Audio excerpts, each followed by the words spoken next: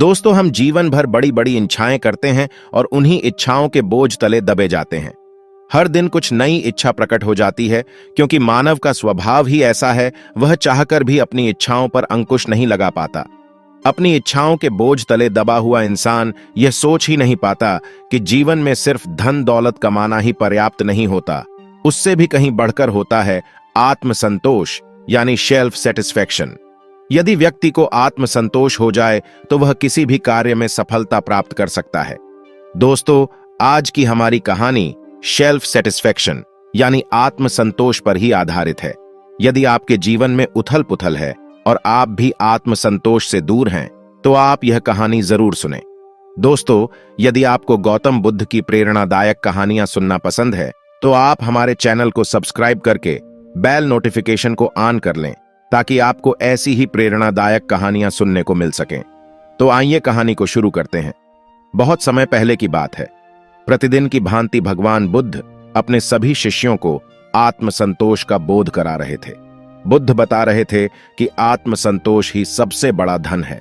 इसी ज्ञान का बोध कराते हुए भगवान बुद्ध ने एक कथा सुनाई। बुद्ध कहते हैं कि प्राचीन समय में एक गांव में एक गरीब व्यक्ति रहता था।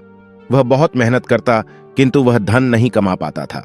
इस प्रकार उसके दिन बड़ी मुश्किल से बीत रहे थे। कई बार तो ऐसा हो जाता कि उसे कई दिनों तक सिर्फ एक वक्त का खाना खाकर ही गुजारा करना पड़ता था। इस मुसीबत से छुटकारा पाने का कोई उपाय उसे न सूझता। एक दिन उसे महात्मा बुद्ध मिल गए। उसने महात्मा बुद्ध की खूब सेवा की तथा बुद्ध उसकी सेवा से प्रसन्न हो गए और उसे देवी की आराधना का एक मंत्र दिया। मंत्र से कैसे देवी का स्मरण किया जाए, उसकी पूरी विधि भी बुद्ध ने उसे बता दी। वह व्यक्ति उस मंत्र से भगवान का स्मरण करने लगा। कुछ दिन मंत्राराधना करने पर देवी उसके सामने प्रकट हुई। देवी ने उससे कहा, मैं तुम्हारी आराधना से प्रसन्न हूं। बोलो, क्या चाहते हो? निर्भय होकर मांगो। देवी को इस प्रकार सामने देख वह व्यक्ति एकाएक घबरा गया। क्या मांगा जाए, यह वह तुरंत तय ही न कर सका। इसलिए हड़बड़ाहट में बोला, देवी जी, इस समय तो नहीं, हां, मैं कल आपसे मांग लूंगा। देवी कल प्रात आने के लिए कहकर अंतर्धान हो गई। घर जाकर वह व्यक्ति सोच में पड़ गया कि देवी से क्या मांगा जाए, वर भी कैसा मांगा जाए। वह उस पर विचार करने लगा।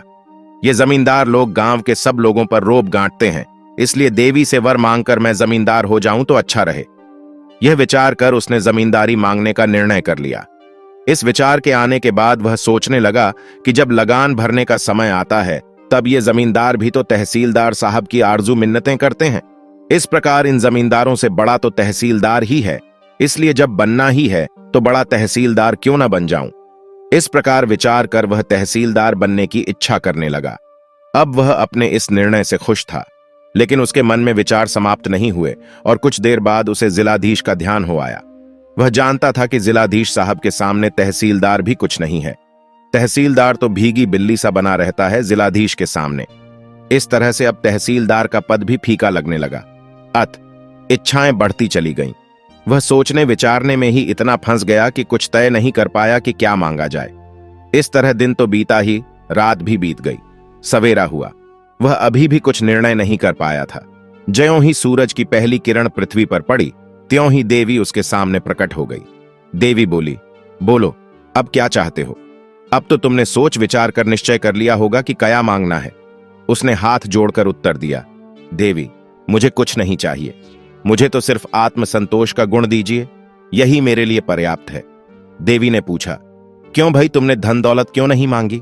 यह विनम्रता से बोला, देवी जी, मेरे पास दौलत नहीं आई, बस आने की आशा मात्र हुई तो मुझे उसकी चिंता से रात भर नींद नहीं आई।